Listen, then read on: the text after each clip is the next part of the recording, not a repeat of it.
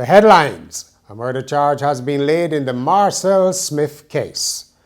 A call to slaughter crop-eating monkeys is rubbished, and the Windies are outclassed in Sri Lanka. Welcome to Nation News for Wednesday, November the 4th, 2015. Thanks for joining us. A murder charge has formally been laid in the death of Marcelle Smith, the St. Philip woman whose body was found in a ravine 12 days after she was reported missing last month.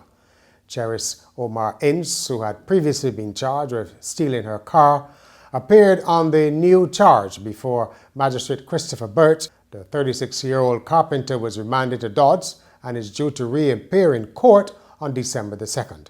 An autopsy concluded that Marcelle Smith, who was 75, was strangled.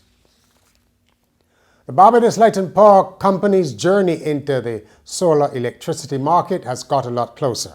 By August next year, nearly 8,000 people could be hooked up to the solar plant of the company as it seeks to position itself to meet the clamour for green energy alternatives to its monopoly as fossil fuels provider.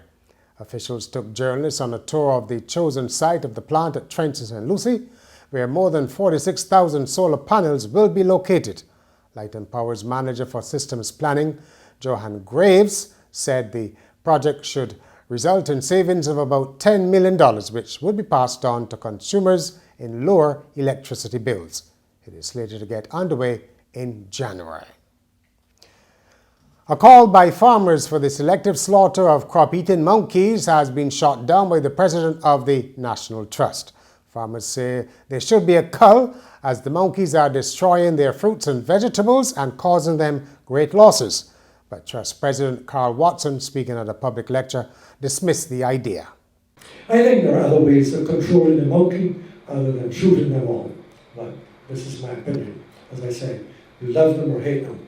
The Minister of Agriculture would love to get rid of them all. The Minister of Tourism loves them because tourists find them cuddly and nice and make good photo ops. Whenever I've been on island tours, taking tourists around, if a green monkey crosses the road, the bus has to come to a stop, and the oohs and ahs and the cameras come on.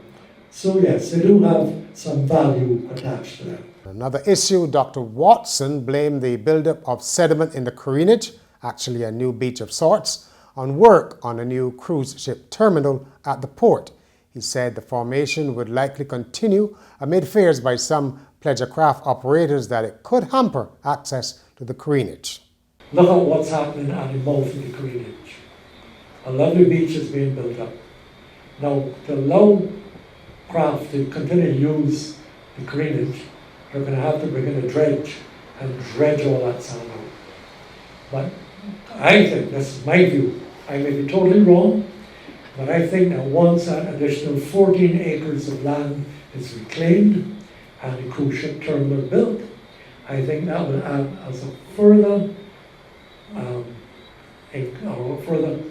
variable or factor in the increased siltation of Caroline Bay. In my youth I used to dive, and I used to go up on an aquatic club roof and dive off the roof.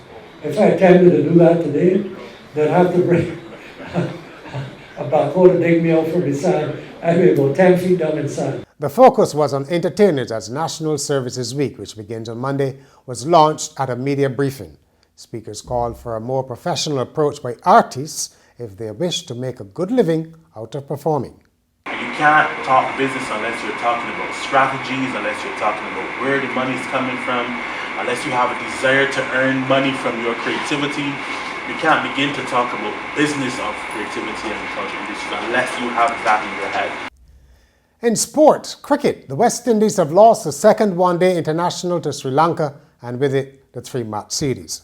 Opener Kuzal Perera fell on 99, but the damage was already done as Sri Lanka cruised to an 8-wicket victory under the Duckworth-Lewis method in another rain-effective match.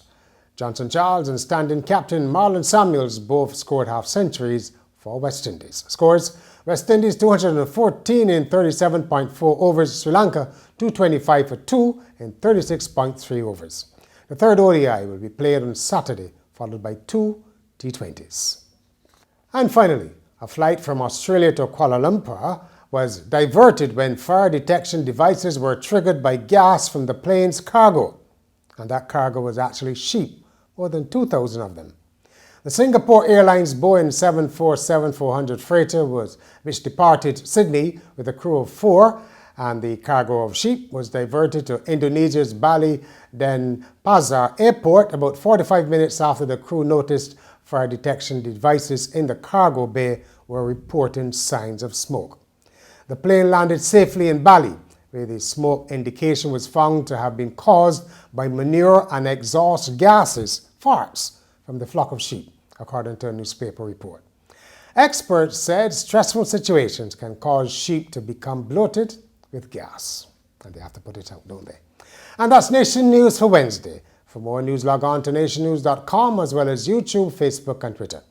And remember to pick up your Daily Nation on Thursday or subscribe to our e-paper.